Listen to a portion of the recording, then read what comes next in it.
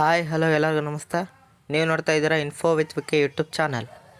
ಯಾರ್ಯಾರು medical emergency ಪರ್ಪಸ್ಗೆ ಹೊಸ ರೇಷನ್ ಕಾರ್ಡನ್ನು ಹಾಕ್ತಿದ್ರೆ ಮತ್ತು ಹಳೆ ಮಾಹಿತಿಯನ್ನು ತಿದ್ದುಪಡಿ ಮಾಡ್ಕೋಬೇಕು ಅಂತ ಹೇಳಿದ್ರೆ ಯಾರ್ಯಾರು ವೆಯ್ಟ್ ಮಾಡ್ತಿದ್ರು ಅವರಿಗೆ ಆಹಾರ ಇಲಾಖೆಯಿಂದ ಭರ್ಜರಿ ಗುಡ್ ನ್ಯೂಸ್ ಬಂದಿದೆ. ಏನು ಅಂತ ಹೇಳಿದ್ರೆ 2/7/2024 ಮತ್ತು 3/7/2024ರಂದು ಹೊಸ ರೇಷನ್ ಕಾರ್ಡ್ಗೆ ಮತ್ತು ತಿದ್ದುಪಡಿಗೆ ಅರ್ಜಿಯನ್ನು ಆಹ್ವಾನಿಸಿದ್ದಾರೆ. ಹಾಗಾಗಿ ಯಾರು ಮೆಡಿಕಲ್ ಎಮರ್ಜೆನ್ಸಿಗಾಗಿ ಹೊಸ ರೇಷನ್ ಕಾರ್ಡು ಮತ್ತು ತಿದ್ದುಪಡಿಯನ್ನು ನೀವೆಲ್ಲರೂ ಮಾಡಿಸ್ಕೋಬೇಕು ಅಂತ ಹೇಳಿದ್ರೆ ಎಲ್ಲಿ ಹೋಗಿ ಅರ್ಜಿಯನ್ನು ಸಲ್ಲಿಸಬೇಕು, ಎಷ್ಟು ಗಂಟೆಗೆ ಹೋಗಿ ನೀವು ಅಲ್ಲಿ ಅರ್ಜಿಯನ್ನು ಅದ್ರ ಜೊತೆಗೆ ಏನೇನು ಡಾಕ್ಯುಮೆಂಟ್ಸ್ಗಳನ್ನ ನೀವು ತಗೋಬೇಕು ಅನ್ನೋ ಇನ್ಫಾರ್ಮೇಷನ್ ನಿಮಗೆ ಕ್ಲಿಯರಾಗಿ ತಿಳಿಸ್ಕೊಡ್ತೀನಿ. ಹಾಗಾಗಿ ನಿಮಗೆ ಇನ್ಫಾರ್ಮೇಷನ್ಗಳು ಕ್ಲಿಯರಾಗಿ ಗೊತ್ತಾಗಬೇಕು ಅಂತ ಹೇಳಿದ್ರೆ ಮಧ್ಯೆ ಸ್ಕಿಪ್ ಮಾಡೋದ್ರ ಬಿಟ್ಟು ಫುಲ್ಲು ವೀಡಿಯೋನ ನೋಡಿ ಎಲ್ಲ ಇನ್ಫಾರ್ಮೇಷನ್ ತಿಳ್ಕೊತೀರಾ. ಹಾಗೆ ನೀವೇನೋ ನನ್ನ ಚಾನಲ್ಗೆ ಹೊಸಬರಾಗಿದ್ದರೆ ಅಥವಾ ಸಬ್ಸ್ಕ್ರೈಬ್ ಮಾಡ್ದೆ ನೋಡ್ತಾ ಇದ್ದರೆ ದಯವಿಟ್ಟು ಸಬ್ಸ್ಕ್ರೈಬ್ ಮಾಡಿ. ಯಾಕಂದರೆ ನೀವು ಸಬ್ಸ್ಕ್ರೈಬ್ ಮಾಡಿ ಬೆಲ್ಲೈಕನ್ನಲ್ಲಿ ಆಲ್ ನೋಟಿಫಿಕೇಷನ್ ಕ್ಲಿಕ್ ಮಾಡಿದ ತಕ್ಷಣ ನಾನು ಹಾಕೋ ಈ ರೀತಿ ಎಲ್ಲ ಗೌರ್ಮೆಂಟ್ ಅಪ್ಡೇಟ್ಸ್ಗಳು ನಿಮಗೆ ನೋಟಿಫಿಕೇಷನ್ ಮುಖಾಂತರ ಫ್ರೀಯಾಗಿ ಬರುತ್ತೆ. ಅದನ್ನ ಕ್ಲಿಕ್ ಮಾಡಿ ಎಲ್ಲ ರೀತಿಯ ಗೌರ್ಮೆಂಟ್ ಅಪ್ಡೇಟ್ಸ್ಗಳನ್ನ ನೀವು ಫಾಸ್ಟಾಗಿ ಪಡಿಬೋದಾಗಿರುತ್ತೆ. ಹಾಗಾಗಿ ಮರಿದೆ ಸಬ್ಸ್ಕ್ರೈಬನ್ನು ಮಾಡಿ.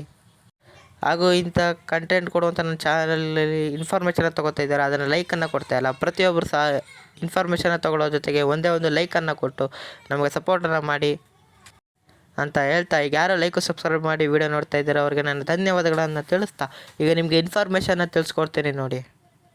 ಯಾರ್ಯಾರು ಮೆಡಿಕಲ್ ಎಮರ್ಜೆನ್ಸಿಗೋಸ್ಕರ ಹೊಸ ರೇಷನ್ ಕಾರ್ಡನ್ನು ಮತ್ತು ತಿದ್ದುಪಡಿಯನ್ನು ನೀವೇನಾದ್ರು ಮಾಡಿಸ್ಕೋಬೇಕು ಅಂತ ವೆಯ್ಟ್ ಮಾಡ್ತಿದ್ದವ್ರಿಗೆ ಆಹಾರ ಇಲಾಖೆಯಿಂದ ಅರ್ಜಿಯನ್ನು ಆಹ್ವಾನಿಸಿದ್ದಾರೆ. 2/7/2024 ಮತ್ತು 3/7/2024 ಗಂಟ ನೀವು 2 ದಿನ ಹೋಗಿ ಅರ್ಜಿಯನ್ನು ಸಲ್ಲಿಸ್ಬೋದಾಗಿರುತ್ತೆ. ಕೇಂದ್ರಗಳಿಗೆ ಹೋಗಿ ನೀವು ಅರ್ಜಿಯನ್ನು ಸಲ್ಲಿಸಬೇಕಾಗತ್ತೆ. ಅದರಲ್ಲಿ ನಿಮಗೆ ಹೊಸ ರೇಷನ್ ಕಾರ್ಡ್ಗೆ ಈಗ ನಿಮಗೆ ಇನ್ಫಾರ್ಮೇಷನ್ ತಿಳಿಸ್ಕೊಡ್ತೀನಿ ನೋಡಿ. ನೀವು ಹೊಸ ರೇಷನ್ ಕಾರ್ಡ್ಗೆ ಅರ್ಜಿ ಸಲ್ಲಿಸಬೇಕು ಅಂತ ಹೇಳಿದ್ರೆ ಯಾರ್ಯಾರು ಸೇರಿಸ್ಬೇಕು, ಎಲ್ಲ ಮೆಂಬರ್ಸ್ನು ನೀವು ಆಧಾರ್ ಕಾರ್ಡನ್ನು ತೊಗೋಬೇಕಾಗತ್ತೆ. ಜೊತೆಗೆ ಅದಕ್ಕೆ 1,20,000 ಒಳಗಡೆ ಇರುವಂಥ ವ್ಯಾಲಿಡ್ ಇನ್ಕಮ್ ಸರ್ಟಿಫಿಕೇಟನ್ನು ನೀವು ತೊಗೋಬೇಕಾಗತ್ತೆ. ಮತ್ತು ಆಧಾರ್ ಲಿಂಕ್ ಆಗಿರುವಂಥ ಫೋನ್ ನಂಬರ್ OTP ಬರುತ್ತೆ, ಅದನ್ನ ನೀವು ಆಧಾರ್ ಲಿಂಕ್ ಆಗಿರೋಂಥ ಫೋನನ್ನು ನೀವು ತೊಗೋಬೇಕಾಗತ್ತೆ. ಇಷ್ಟನ್ನು ನೀವು ತಗೊಂಡು ಹೋಗಿ ನಿಮ್ಮ ಹತ್ತಿರದ ಕರ್ನಾಟಕ 1, ಗ್ರಾಮ 1, ಬೆಂಗಳೂರು 1 ಕೇಂದ್ರಗಳಿಗೆ ನೀವು 10 ಗಂಟೆಯಿಂದ 12 ಗಂಟೆವರೆಗೆ ನಿಮಗೆ ಸಮಯಾವಕಾಶ ಇರುತ್ತೆ. ಪ್ರತಿಯೊಂದು ಜಿಲ್ಲೆಗೂ ಸಹ ಈ ಹೊಸ ರೇಷನ್ ಕಾರ್ಡನ್ನು 10 ಗಂಟೆಯಿಂದ 12 ಗಂಟೆವರೆಗೆ ಅವಕಾಶನ ಮಾಡಿಕೊಂಡಿರ್ತಾರೆ. ಆ ಸಮಯಕ್ಕೆ ಹೋಗಿ ನೀವು ನಿಗದಿತ ಕೇಂದ್ರಗಳಲ್ಲಿ ನೀವು ಅರ್ಜಿಯನ್ನು ಸಲ್ಲಿಸ್ಬೋದಾಗಿರುತ್ತೆ.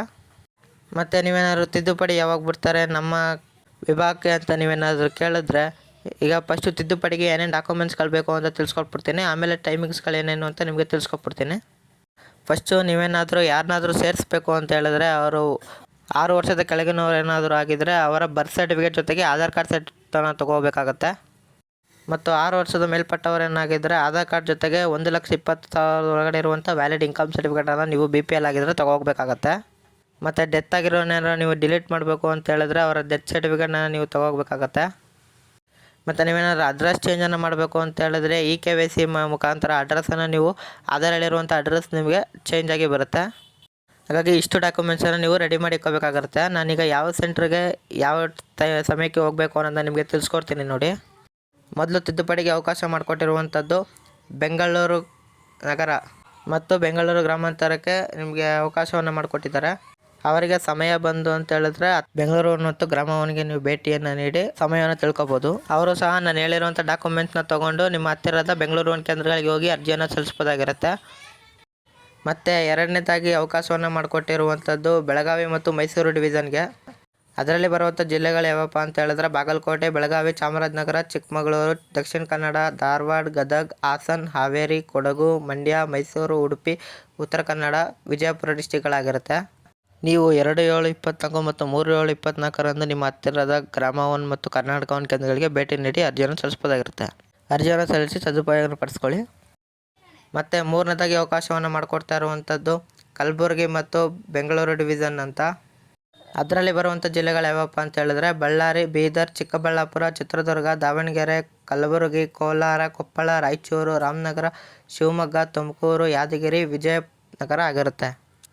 ಇಷ್ಟು ಜಿಲ್ಲೆಯವರು ಸಹ ನಾನು ಹೇಳಿರುವಂಥ ಡಾಕ್ಯುಮೆಂಟ್ಸನ್ನು ನೀವು ತಗೊಂಡು ನಿಮ್ಮ ಹತ್ತಿರದ ಗ್ರಾಮ 1, ಕರ್ನಾಟಕ 1 ಕೇಂದ್ರಗಳಿಗೆ ನೀವು ಹೋಗಿ ಸಮಯವನ್ನು ತಿಳ್ಕೊಂಡು ನೀವು ಅರ್ಜಿಯನ್ನು ಸಲ್ಲಿಸ್ಬೋದಾಗಿರುತ್ತೆ. ಅರ್ಜಿಯನ್ನು ಸಲ್ಲಿಸಿ ಎಲ್ಲ ರೀತಿಯ ಗೌರ್ಮೆಂಟ್ ಸರ್ವಿಸನ್ನು ಪಡ್ಕೊಳ್ಳಿ. ನೋಡಿದ್ರಲ್ಲ ಫ್ರೆಂಡ್ಸ್, ಈ ರೀತಿಯಾದಂಥ ಮಾಹಿತಿ ಇತ್ತು. ಯಾರ್ಯಾರು ರೇಷನ್ ಕಾರ್ಡು ಮತ್ತು ತಿದ್ದುಪಡಿನ ಮಾಡಿಸ್ಕೋಬೇಕು ಅಂತ ವೆಯ್ಟ್ ಮಾಡ್ತಿದ್ರೆ ಅವರಿಗೆ ಗುಡ್ ನ್ಯೂಸ್ ಆಗಿ ಅರ್ಜಿಯನ್ನು ಪ್ರಾರಂಭ ಮಾಡ್ತಾಯಿದ್ದಾರೆ. ಈ ವಿಡಿಯೋ ಯಾರ್ಯಾರಿಗೆ ಇಂಪಾರ್ಟೆಂಟ್ ಆಗಿರುತ್ತೋ ಪ್ರತಿಯೊಬ್ಬರು ಸಹ ಶೇರನ್ನು ಮಾಡಿ. ನೀವು ಶೇರನ್ನು ಮಾಡಿದ್ರೆ ಅವ್ರಿಗೆ ಇನ್ಫಾರ್ಮೇಷನ್ ಗೊತ್ತಾಗಿ ಅವರು ಸಹ ಇವತ್ತು ಹೋಗಿ ಅರ್ಜಿಯನ್ನು ಸಲ್ಲಿಸ್ತಾರೆ. ಅರ್ಜಿಯನ್ನು ಸಲ್ಲಿಸಿ ಎಲ್ಲ ರೀತಿಯ ಗೌರ್ಮೆಂಟ್ ಅಪ್ಡೇಟ್ಸ್ಗಳನ್ನ ಪಡ್ಕೋತಾರೆ. ಹಾಗಾಗಿ ಮರಿದ ಶೇರ್ ಮಾಡಿ ಅಂತ ಹೇಳ್ತಾ ಇನ್ಫಾರ್ಮೇಷನ್ ಇರ್ತಾ ಆಗಿದೆ ಅಂದರೆ ಪ್ರತಿಯೊಬ್ಬರು ಸಹ ಒಂದೇ ಒಂದು ಲೈಕನ್ನು ಕೊಡಿ. ಏನೇ ಡೌಟ್ ಇದ್ದರೂ ಡೈರೆಕ್ಟ್ ಕಮೆಂಟ್ ಬಾಕ್ಸಲ್ಲಿ ಕಮೆಂಟ್ ಮಾಡಿ. ಹಾಗೂ ಇದೇ ರೀತಿ ಕಂಟೆಂಟ್ಗಳಿಗೆ ನನ್ನ ಚಾನಲ್ನ ಸಬ್ಸ್ಕ್ರೈಬ್ ಆಗೋದನ್ನ ಮರಿಬೇಡಿ. ಸಿಗೋಣ ಮುಂದಿನ ಇನ್ಫಾರ್ಮೇಟಿವ್ ವಿಡಿಯೋದಲ್ಲಿ. ಬಾಯ್ ಬಾಯ್.